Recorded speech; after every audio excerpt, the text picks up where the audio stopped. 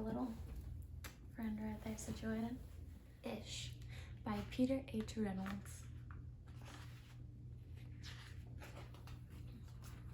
Raymond loved to draw. Anytime, anything, anywhere. One day, Raymond was drawing a vase of flowers. His brother, Leon, leaned over his shoulder. Leon burst out laughing. "What is that?" he asked. Raymond could not even answer. He just crumpled up the drawing and threw it across the room. Leon's laughter haunted Raymond. He kept trying to make his drawings look right, but they never did.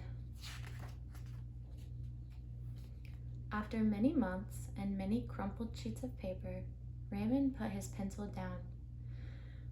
"I'm done." Marisol, his sister, was watching him. "What do you want?" he snapped. "I was watching you draw," she said. Raymond sneered. "I'm not drawing. Go away." Marisol ran away, but not before picking up a crumpled sheet of paper. "Hey, come back here with that."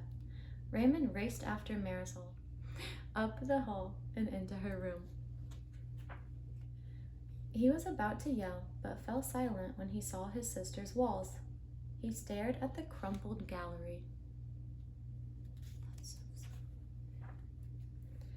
"This is one of my favorites," Marisol said, pointing. "That was supposed to be a vase of flowers," Raymond said, "but it doesn't look like one." "Well, it looks vase-ish," she exclaimed. "Vase-ish?" Raymond looked closer.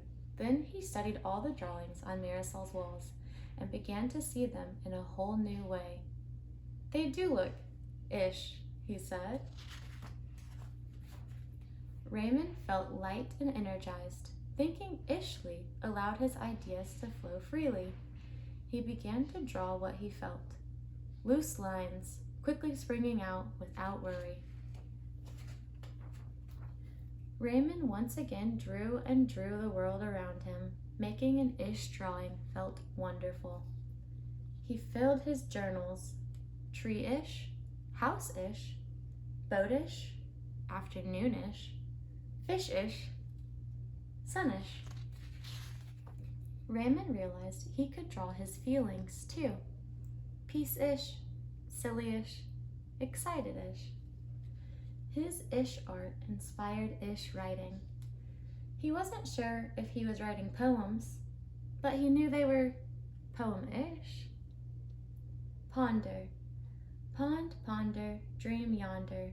Pond, pond, yond, yond, gleam wander. Raymond.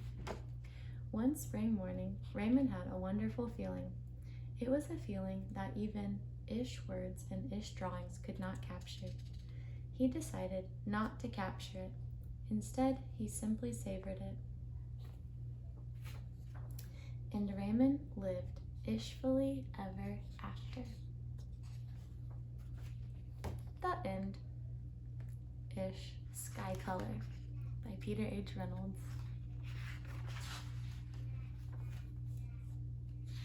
That's so pretty. Marisol was an artist. She loved to draw and paint, and she even had her very own art gallery. Not all her art hung in a gallery. Much of it she shared with the world. She painted posters to share ideas she believed in. Normally, this is where you yell, "Save the ocean." At school, Marisol was famous for her creative clothes, her box of art supplies, and her belief that everybody was an artist. Yes, Marisol was an artist through and through. So, when her teacher told the class they were going to paint a mural for the library, Marisol couldn't wait to begin. The classroom buzzed with the sound of brainstorming. The students talked, and sketched. Together, they made a great big drawing. Then they marched to the library. "I'll paint a fish." "I'll paint one too." "I'll paint the ocean." Marisol shouted. "I'll paint the sky." Marisol rummaged through the box of paint but could not find any blue. "How am I going to make the sky without blue paint?" The bell rang. It was time to put their brushes down for the day. As she climbed aboard the bus, Marisol kept wondering. All the way home, she stared out the window. The sun lowered closer to the horizon. Later, at home, Marisol watched the day turn into night. That night, Marisol settled into a deep dream. She drifted through a sky swirling with colors. The colors mixed, making too many to count. In the morning, Marisol stood waiting for the bus in the rain. The sky was not blue. She smiled. At school, Marisol raced to the library. She grabbed a dish and began adding colors. This one, that one. She swirled the brush to make an altogether new color. Marisol then began painting on the wall. A boy asked, "What color is that?" "That," Marisol said, "that is sky color." Oh my goodness. The Dot by Peter H. Reynolds. How many times do you think I've said that so far? I love the cursive. Art class was over, but Vashti sat glued to her chair. Her paper was empty. Vashti's teacher leaned over the blank paper. "Ah, a polar bear in a snowstorm," she said. "Very funny," said Vashti. "I just can't draw." Her teacher smiled. "Just make a mark and see where it takes you." Vashti grabbed a marker and gave the paper a good, strong jab. There. Her teacher picked up the paper and studied it carefully. She pushed the paper toward Vashti and quietly said, "Now sign it." Vashti thought for a moment. "Well, maybe I can't draw, but I can sign my name."